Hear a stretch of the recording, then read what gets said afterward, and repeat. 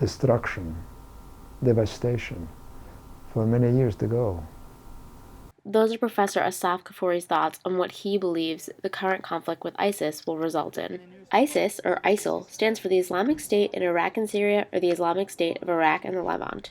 The terrorist organization sprouted out of the terrorist group Al-Qaeda and fed off of and grew out of the political turmoil in Syria over the last 3 years. However, the conflict has really been brought to light in the past few months with the beheading of journalists by ISIS, which has spurred U.S. involvement with airstrikes. Why did they have to wait until the beheading of journalists, 2, 3, 4, before getting this kind of involvement?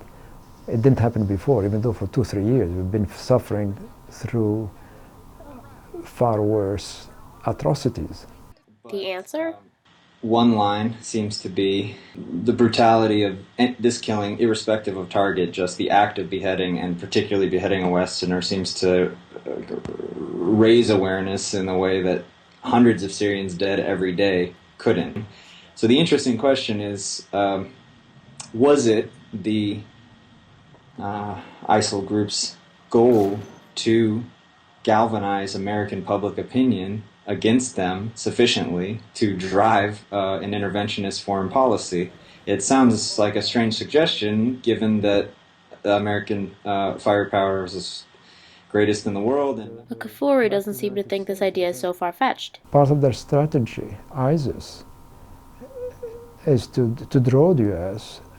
and its allies, France and England. These are the traditional colonial power in the Middle East. They want them into that fight, which is an easy way to recruit people, to say, look, we are fighting the old colonial powers now with the support of the United States. One of the biggest issues with ISIS is that by calling itself an Islamic State, it's putting the religion's name on all of these heinous acts. It has to be emphasized, this isn't the religion we're talking about. This is a sort of cult. It's a sect. It's a highly controversial isn't even the right word. It's a perverted interpretation of Islam.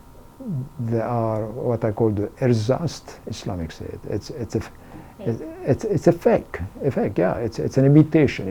With the beginnings of airstrikes on ISIS continuing the Iraqi conflict that has been waging for over 10 years and through 2 presidents, Trotsky contended that if it is America's mission to spread democracy globally, we need to figure out if that is what we are really fighting for.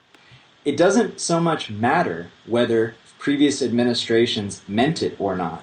It matters whether we mean it now. Reporting for Inside Boston, I'm Brittany Comack.